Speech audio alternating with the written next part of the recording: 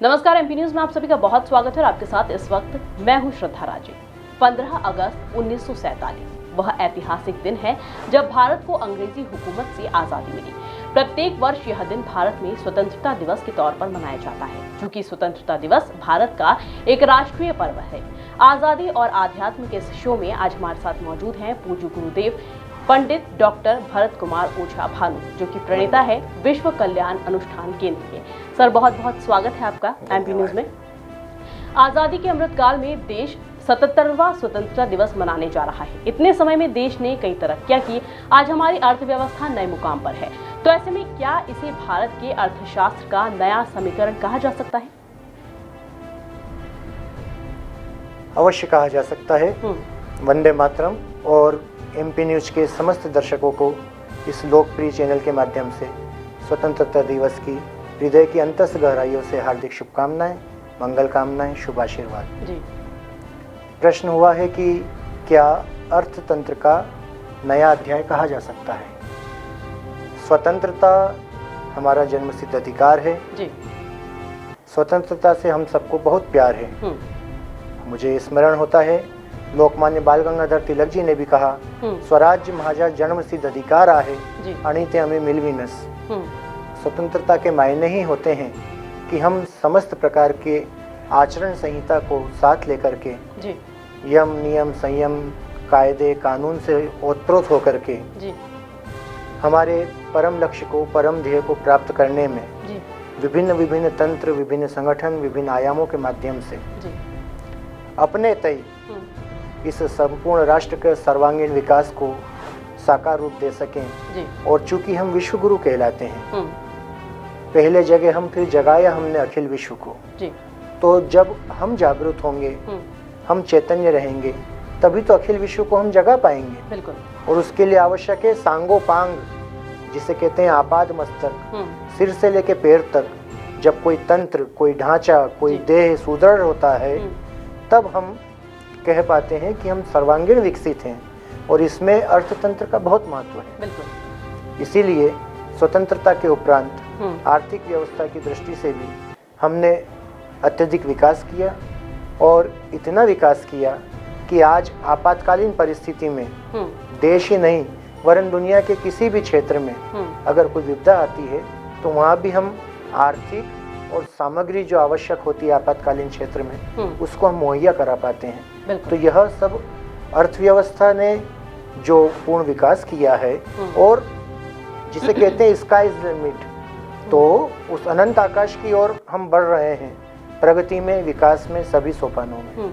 जी, लेकिन आज़ादी के इतने साल बीत चुके हैं, इतने साल बीत जाने के बाद भी अलग अलग राज्यों से उभर रही नफरतों की जो तस्वीर है वो भी सामने आई। क्या जनगण मन की भावनाओं को ठेस पहुंचती है? क्या ये कहा जा सकता है कि लोग धर्मों और जातियों या फिर अपने महापुरुषों के सिद्धांतों को फिलहाल में खो चुके हैं? एक समसामयिक और चैतन्य प्रश्न है श्रद्धा। ये जी, हमारे पूर्वजों ने परतंत्रता की बेड़ियों से माँ भारती को मुक्त कराने के लिए, अपने राष्ट्र को, अपने स्वाभिमान को स्वतंत्र कराने के लिए, अक्षुण्ण बनाए रखने के लिए प्राणोत्सर्ग किया, बलिदान की पराकाष्ठा को रचा।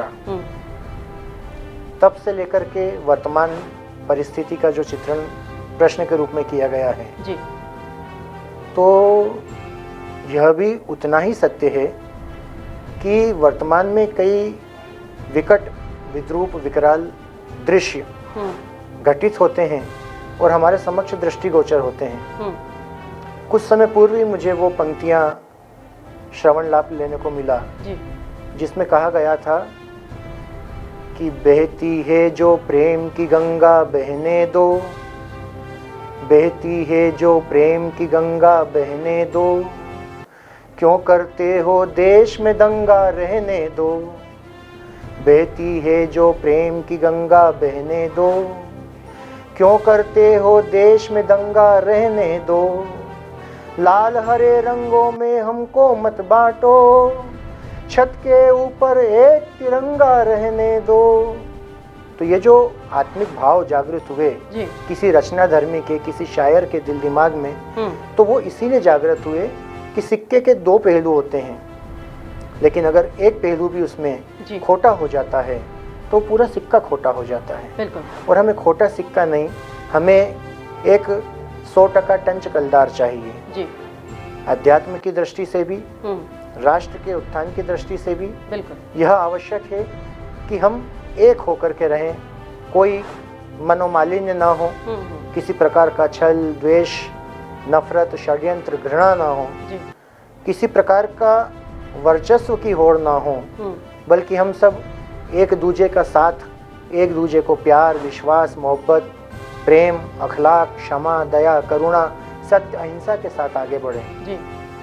ऐसे में अगर किसी प्रकार की कोई घटना उपस्थित होती है तो मुझे वो ध्यान आता है कि कहाँ आग लेके निकले हवा के झकोरो, मेरा गांव बस सके तो मेरा झोपड़ा जला दो, मुझे बाद में बनाना हिंदू या मुसलमान, कर सको इतना मुझे इंसान बना दो। ये इंसानियत का तकाजा, ये मानवता का धरातल, ये मानवीय सद्गुण बहुत आवश्यक हैं किसी भी राष्ट्र की समृद्धि के लिए और किसी भी स्वतंत्र राष्ट्र की स्वतंत्रता को अखंड बनाए रखने के लिए। बिल्कुल। लेकिन सर, एक समय था जब भारत अपने पूरे वैभव पर था, सोने की चिड़िया इसे कहा जाता था। यह देश काफ़ी समय तक गुलामी की जंजीरों में भी रहा। वही आपको क्या लगता है कि अब की बार युवाओं को अपने देश के लिए आध्यात्म से शिक्षा लेने की ज़रूरत है? और आपने कहा कि और हरे और लाल रंग में मत बांटो, आपको लगता है कि आज देश जो है हरे और लाल रंग में बंट चुका है?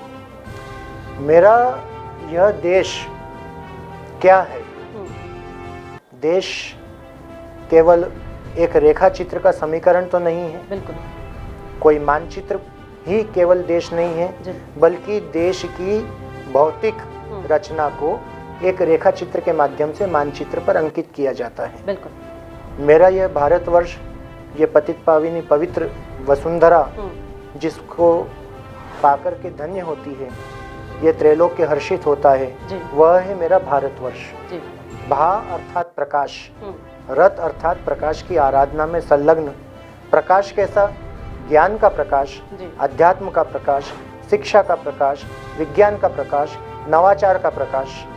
और जब चारों ओर मेरा यह राष्ट्र, मेरा भारतवर्ष जब एक अखंड अटूट दैदीप्यमान प्रकाश स्तंभ मान करके जिसे संपूर्ण दुनिया उससे मार्गदर्शन लेती है, दिशा दर्शन लेती है, तो फिर यह मार्गदर्शन से भटकाने का कार्य मेरा देश नहीं करता। बिल्कुल। न करता था, न करेगा। किंतु प्रकारांतर में, कालांतर में जिस प्रकार कहीं कुछ वो आज की अपनी टेक्नोलॉजी की भाषा में कहते वायरस आ गया, बिल्कुल, या करप्ट हो गया, तो उसको ठीक किया जाता है। जी। जब कोई मैला, कोई प्रदूषण, कोई गंदगी सभी तरह की आकर के माँ गंगा में, इस पवित्र नदी में आ गिरती है, तो वो गंगा, वो पतित पाविनी मंदाकिनी, वो सलीला जो है उसको अपनी तलछटी तक बैठा लेती है और अपने निर्मल पावन स्वरूप को कलकल बहती हुई, सबको आशीर्वाद देती हुई, अमृत बहाती हुई, चरे वेती का मंत्र लिए हुए बढ़ती चली जाती है। इसी प्रकार से अगर राष्ट्र में किसी प्रकार का विकार उत्पन्न होता है, अगर मानसिक दृष्टि से कहीं कोई नासमझी जागृत होती है, तो उसको दुरुस्त करने का, उसको दूर करने का कार्य हमारे राष्ट्र के सजग प्रहरी, संवैधानिक पदों पर आरूढ़ एजेंसीज, कई तरह के माध्यमों से उसको संभाला जाता है, सुधारा जाता है, उपचार किया जाता है। बिल्कुल। लेकिन पंडित जी, कहा जाता है कि हर धर्म में देश को सर्वोपरि माना गया है, तो इस पर क्या भारतवासियों को एकता के लिए धर्म के जरिए कोई आप संदेश देना चाहते हैं? अवश्य संदेश देना चाहता हूँ, और संदेश यही है जो मेरे परमपिता परमात्मा ने श्री राम रूप में कहा। जब लंका विजय उन्होंने कर ली और उन्होंने देखा कि श्री लक्ष्मण जी के चेहरे पर वो विजयी मुस्कान है, वो विजय का भाव है, और एक पल के भी भीतर भीतर समझ लेने के उपरांत उन्होंने यही कहा कि यद्यपि स्वर्णमयी अपि लंका लक्ष्मण मोहिना रोचते जननी जन्मभूमिश्च स्वर्गादपि गरीयसी। भले ये स्वर्णमंडित लंका को हमने विजय प्राप्त कर ली है, किंतु मुझे मेरी मातृभूमि, मेरी माँ वो अयोध्या बुला रही है, क्योंकि जननी और जन्मभूमि स्वर्ग से भी महान होती है। और उस स्वतंत्रता को किस प्रकार से हम अटूट, अखंड, अडोल रख सकें, इसके लिए एमपी न्यूज़ के आग्रह पर जो हमें आमंत्रित किया गया, जी। अभी हमने नवीनतम एकदम ताजा तरीन रचना का भी सृजन किया है, जी। जो सर्वप्रथम आपके इस लोकप्रिय चैनल पर मैं उद्धृत करना चाह रहा हूँ। बिल्कुल बिल्कुल, आप बता सकते हैं।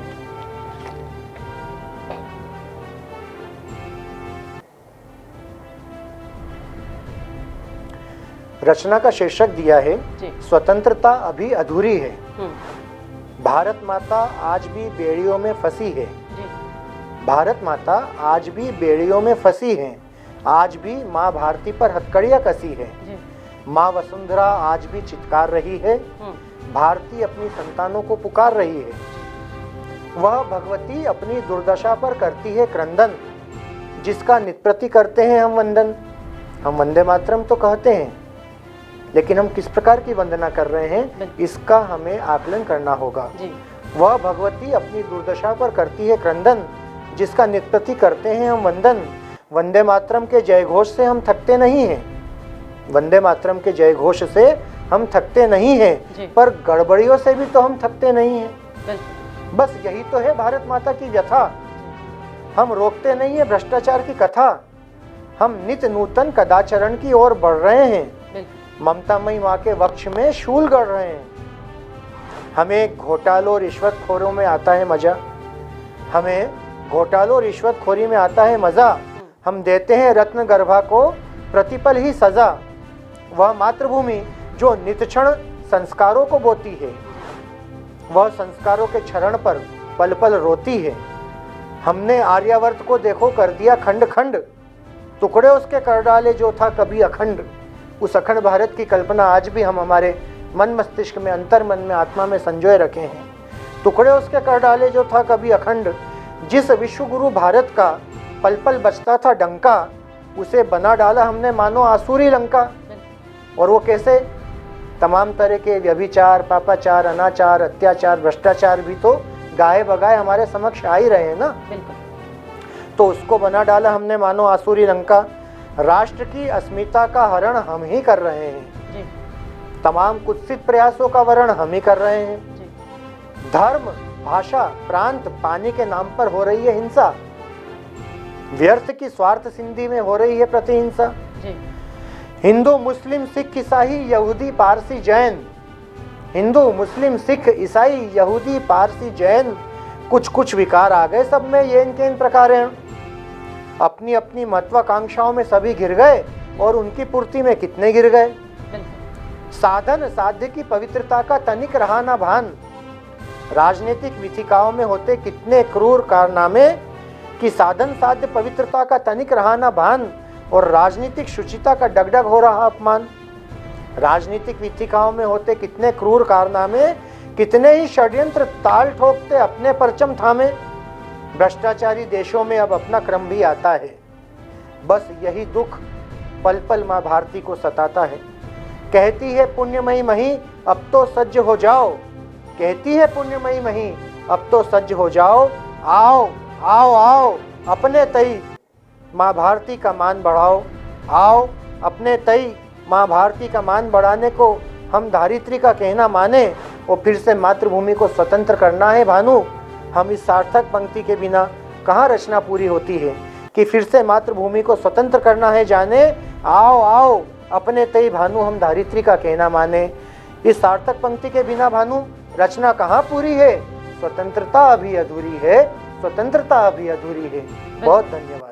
बिल्कुल, बहुत सुंदर लाइन और सुंदर पंक्तियाँ आपकी थी, और बहुत ही हमें लगता है कि युवाओं को काफ़ी कुछ इस पंक्तियों से और इन रचनाओं से काफ़ी कुछ सीखने को मिलेगा।